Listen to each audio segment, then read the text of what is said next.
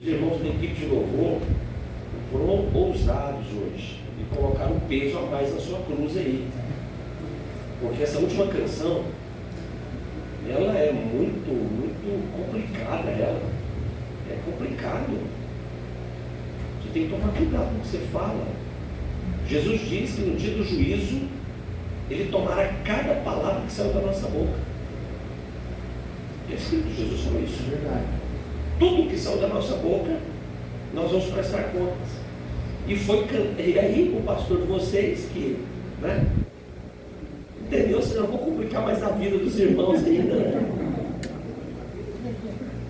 E pediu para vocês, né? Quer dizer, não pediu para vocês, pediu para quem quer, né? Você deu uma opção, né? E você respondeu. Deixa eu te dizer uma coisa, o céu leva a sério o que você fala. Jesus, Ele ouve o que sai da nossa boca e Ele leva a sério o que sai da nossa boca. Isso gera um compromisso muito forte nosso em relação ao que nós falamos. Agora, imagina falarmos algumas coisas para o Senhor debaixo de um ambiente desse, num momento como esse, celebração de 18 anos de uma igreja local. Igrejas não permanecem, queridos. Igrejas mudam. Difícil você encontrar uma igreja que permanece durante um bom tempo dentro do mesmo padrão. Isso é muito difícil alcançar. Então imagina palavras foram ditas nessa noite de adoração ao Senhor, de glorificação ao Senhor, de entrega ao Senhor, e o céu recebeu tudo isso. Então se eu pudesse dar um conselho hoje do que começar assim, eu diria: dá um jeito de fazer o que você falou que você vai fazer. É melhor. Ou então se arrepende, procura o pastor Fábio no final do culto, a pastora Juscelina, diz: ó, eu falei na empolgação, eu não estou preparado para tudo isso aí, então ore por mim e me ajude, eu estou aqui me arrependendo do que eu falei. Não, mas sério, é verdade? É melhor. Sabe o que falta nos nossos dias? Expressões de uma igreja de fato genuína em relação àquilo que ela crê e àquilo que ela fala. O nosso testemunho público hoje é questionável. O testemunho da igreja é questionável. Foi isso o tempo que se dizia que você é um pastor, que você é um crente, e as pessoas, né, te olhavam de uma forma respeitosa. Foi o tempo. Mas tranquilo, está escrito que seria assim. Nenhum problema. Nenhum problema. Jesus já nos advertiu lá atrás que haveria joio no meio do trigo. Então nenhum problema. Jesus já nos advertiu que haveriam os falsos profetas. Nenhum problema. Jesus nos advertiu que haveriam os salteadores. A questão é: quem eu sou nesse processo de uma igreja que deseja um dia ser arrebatada pelo Senhor? Então hoje é um culto solene. É um tempo de festa porque nos lembramos de tudo que o Senhor fez. É por isso que é festa. Quando nos lembramos dos grandes feitos do Senhor, nós nos alegramos. Mas hoje é um culto solene, um culto de reflexão e de pensar no Senhor. Dá-nos graça. Dá-nos graça, tenha misericórdia da nossa vida. Tem um mundo perdido aí, queridos. A igreja está falhando. Importante você entender isso. Nós não podemos pensar, pastor Fábio, que não está tudo bem. Não está tudo bem. 1,8 bilhão de muçulmanos existem hoje no mundo. Isso sem falarmos dos hindus, sem falarmos, né, dos animistas, não, dos budistas. 1,8 bilhão de muçulmanos no mundo. O Brasil é a segunda maior força missionária do mundo, com cerca de 20 mil missionários transculturais. Se juntássemos toda a força missional do mundo hoje, nós não alcançaríamos o mundo islâmico em 200 anos. Você acha que nós estamos indo bem? Nós estamos indo bem.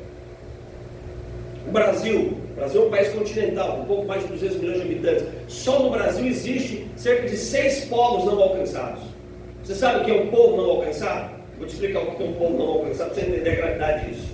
Um povo não alcançado é um povo que não tem entre eles alguém deles pregando o evangelho para eles. Isso é um povo não alcançado.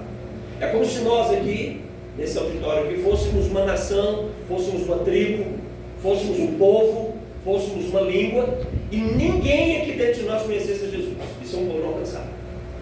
No nosso Brasil, nós temos cerca de 6 povos assim, não alcançados. Os ribeirinhos. São mais de 20 mil braços de rios na Amazônia. Eu estou falando do Amazonas, da Amazônia, que envolve outros estados brasileiros. Cerca de 10 a 20 mil braços de rios na Amazônia, com presença de comunidades ribeirinhas, sem nenhuma influência, presença ou expressão da igreja. Você acha que nós estamos acertando? Estou falando do nosso Brasil. Comunidades ribeirinhas que você vai entrar e viajar 5 dias, 7 dias de barco, depois você vai mandar mais uns 2, 3 dias na mata, para chegar numa comunidade de brasileiros, irmãos nossos. Você vai chegar para ele e vai perguntar assim: quantos anos você tem? Aí ele vai dizer: eu tenho 17. Você não pode ter, ele parece uns 45. Aí então você fica lá, passa mais umas horas, conversa com ele, pergunta: fala mesmo, quantos anos você tem? Aí ele diz: eu tenho 25. Sabe por quê? Ele não tem registro civil. É um irmão brasileiro nosso, milhares de irmãos brasileiros nossos na Amazônia ribeirinha, que não tem registro civil, não sabe o que é sal. É sal. Você já reclamou da comida sem sal da tua mulher? Reclama mais não.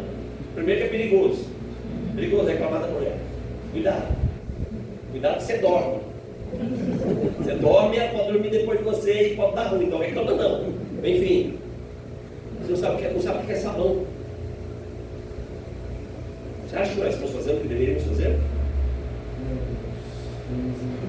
Sertão nordestino. O Nordeste tem cerca de 54, 55 milhões de habitantes. Desses 55 milhões de habitantes, tem alguém do Nordeste, tem um parente, ou família do Nordeste, vou colocar mais um peso na sua cruz aí. Desses 55 milhões de pessoas no sertão nordestino, cerca de 38, 40 milhões é sertão nordestino. Sertão nordestino. Com comunidades de 5 mil, 10 mil, 15 mil, até comunidades de 20 mil habitantes sem nenhuma presença da igreja. O Brasil tem um povo não alcançado. Os ciganos é um povo não alcançado. Os quilombolas é um povo não alcançado. Os indígenas é um povo não alcançado. Os mais ricos é um povo não alcançado. Comunidades de surdos e mudos é um povo não alcançado. Então o tema é muito próprio. Eu preciso entender a missão. E qual é a minha missão? A minha missão, a sua missão é só uma. A missão da igreja não é curar enfermo. Os ministros de algumas igrejas, alguns pastores que torcem meio nariz para mim, né? Que eles gostam de ver os enfermos curados. Não, eu também gosto, é interessante. Mas essa não é a missão da igreja. A missão da igreja não é curar enfermo, a missão da igreja não é expulsar demônio, a missão da igreja não é orar em línguas, não é expressar dons, essa não é a missão da igreja. A missão da igreja é uma. Mateus 28, 19 e 20, aleluia. Lucas 24, 47, Marcos 16, 15, Atos 1, 8. A missão da igreja é ir e pregar o evangelho. Glória a Deus. Pastor, mas e os enfermos e os endemoniados? Leia Marcos 16, 15, Marcos 16, 15, pregar o evangelho, Marcos 16, 17 e 18, e os sinais acompanharão aqueles que crerem, imporão as mãos sobre os enfermos e eles serão curados. Os sinais que nós queremos ver tem que ser uma consequência de uma igreja que está completamente comprometida com a sua missão, que é a pregação do evangelho. Não pode ser ao contrário. Vivemos um tempo de igreja onde os dons ocupam o lugar da missão da igreja. Isso é um problema, porque os dons me entretêm, mas a missão me compromete. Existem pessoas que são entretidas pelos dons, chama atenção, são curiosas, né? São curiosas, onde ver? Não, a missão é comprometimento. Então nós vivemos um tempo de desafios. E quando vocês, e claro, eu entendo isso também, pastor de São José, aqui, esse tema que vocês colocaram para esse momento, o Senhor inspirou vocês, porque, assim, se formos colocar uma tipologia, é o tempo da maturidade da igreja. 18 anos, não há mais tempo para meninices. É verdade. Não temos mais tempo para agirmos como criança. Não dá mais para agirmos como criança. Aliás, quando nós já deveríamos ser mestres e agirmos como crianças, isso atrapalha Jesus. Você já parou para pensar o problema de você ser um homem ou mulher que atrapalha Jesus? Ou seja, não é que você não está fazendo o que deveria, que já é ruim. Deveria fazer e eu não estou fazendo. Não, estou fazendo pior. Eu estou conseguindo atrapalhar Jesus. Mas nós temos essa habilidade. maturidade como igreja atrapalharam Jesus. O autor de Hebreus fala sobre isso. Eu vou voltar para o texto da aula hoje, mas eu preciso fazer menção disso para construir essa introdução, porque nós vamos refletir hoje. Nós vamos amadurecer. Sem essa consciência de maturidade missional, nós não vamos chegar lá. Ei, deixa eu te dizer uma coisa: o arrebatamento, que é a maior expectativa que o crente deve ter, a maior. Você não pode desejar nada mais no seu coração do que ser arrebatado. Por quê? Porque o arrebatamento é a porta de entrada para a eternidade com Deus. Sem o evento arrebatamento, e sem você ser arrebatado, você não entra para estar eternamente com Jesus. Não entra. Seja arrebatado vivo ou arrebatado morto, fielmente servindo a Cristo. Você precisa ser arrebatado. 1 Tessalonicenses 4,17 fala sobre isso. E depois nós, os vivos, para nos encontrarmos e estarmos com o Senhor para sempre. Então o arrebatamento me coloca no estado de vida com o Senhor para sempre. O arrebatamento. Sem uma consciência missional madura, você não alcança esse lugar. O Evangelho, a graça não é de graça. Pastor, mas a salvação é pelas obras? Claro que não é. Efésios 2,8. Salvação não é por obras, para que ninguém se glorie. Mas isso não quer dizer que as obras não sejam necessárias. As obras são muito importantes. A questão é que eu e você não temos mérito nenhuma nelas. É só isso. Mas elas são necessárias. Não há mérito. Então precisamos amadurecer. E atingimos. Olha o que o autor da carta aos Hebreus fala no capítulo 5. Hebreus 5, versículo de número 13. Ora, todo aquele que se alimenta de leite é inexperiente na palavra da justiça, porque é criança. Então quem se alimenta de leite é a criança. Por quê? Porque ele é inexperiente na palavra da justiça. Versículo 14. Mas o alimento sólido é para os adultos, para aqueles que pela... Agora preste atenção no que o autor diz. Para aqueles que pela prática têm as suas faculdades exercitadas para discernir não somente o bem, mas também o mal. Então o autor de Hebreus está dizendo no final do capítulo 5 que existem crianças e estão ali vivendo esse alimento líquido, insuficiente. Por quê? Porque são inexperientes em algo.